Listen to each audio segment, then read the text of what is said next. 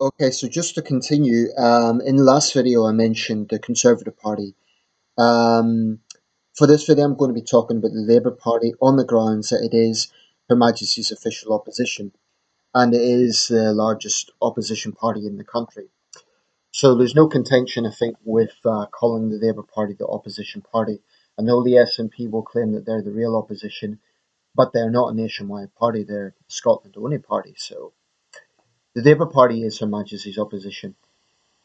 Just a quick word. Incidentally, I should have mentioned this in the last video, but I think one thing that Theresa May is going to be doing is trying to strike a balancing act between Eurosceptics and Europhiles. Now, she actually voted Remain, but her attitude and her responses over the past few months, you would think that she was a Leaver.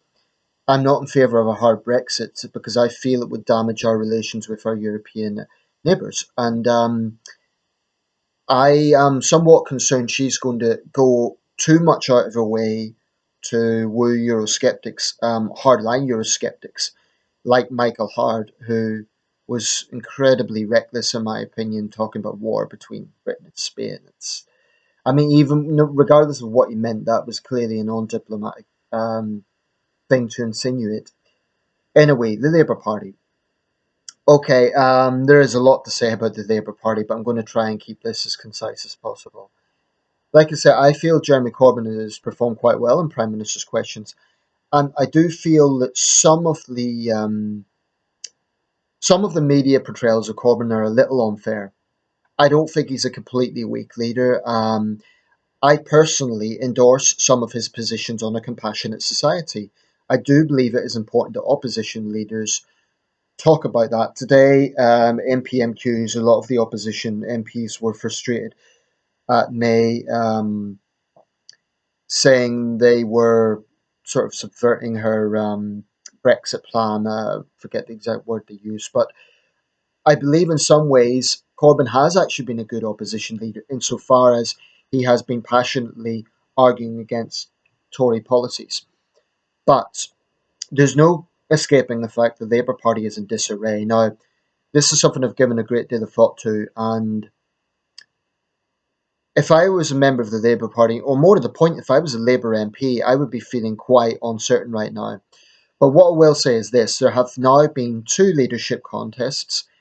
Jeremy Corbyn is a leader of the Labour Party, and he absolutely has a mandate for that. So, what I would say, or what I think Labour MPs should respect, is that he is their leader. So, I don't think, although I'm not a Corbynite, I don't think it is particularly smart to constantly attack their own leader. And what has been noticeable is that Theresa May has been using this. Every time a Labour MP asks a question, she kind of turns it around and says, well, you said this about your leader. And that's probably true. So no matter how sceptical they are of Corbyn, it doesn't make a great deal of sense. Imagine it's a battle situation and soldiers decide to shoot their own general. That makes no sense. He is a leader. Those MPs should respect that fact. Having said that, in my opinion, Corbyn supporting members also need to respect the fact that these MPs were elected by the public, right? And they need to understand that members alone do not win parties, do not enable parties to get into a position of government. It's the wider public. Okay? So when Tony Blair won in 1997, it wasn't Labour members that guaranteed his election victory. It was the fact that he reached out to the centre ground.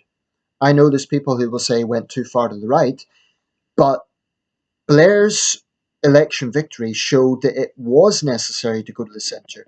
Why? Because if you look at the track record up to that point, there have been left wing leader after left wing leader who simply wasn't winning.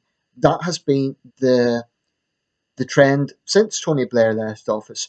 Whatever people think of Tony Blair, and I appreciate he's a very controversial figure, the fact of the matter is he is the only Labour leader in my lifetime to have won general elections. It's just a fact. So that's something important. I think the only way Labour isn't going to commit electoral suicide is by centrist MPs, Blairite MPs, and Corbynite members working together.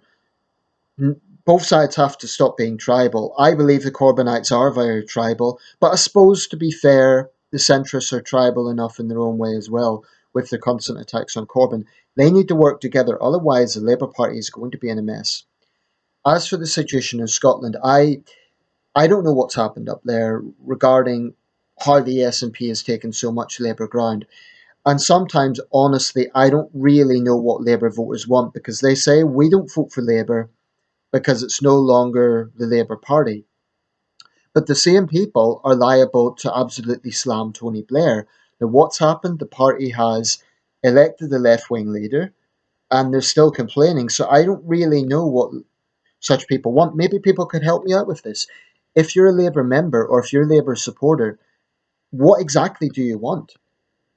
You're not happy with Jeremy Corbyn, but you don't want Blairism. So what exactly do you want? Do you want something in the middle?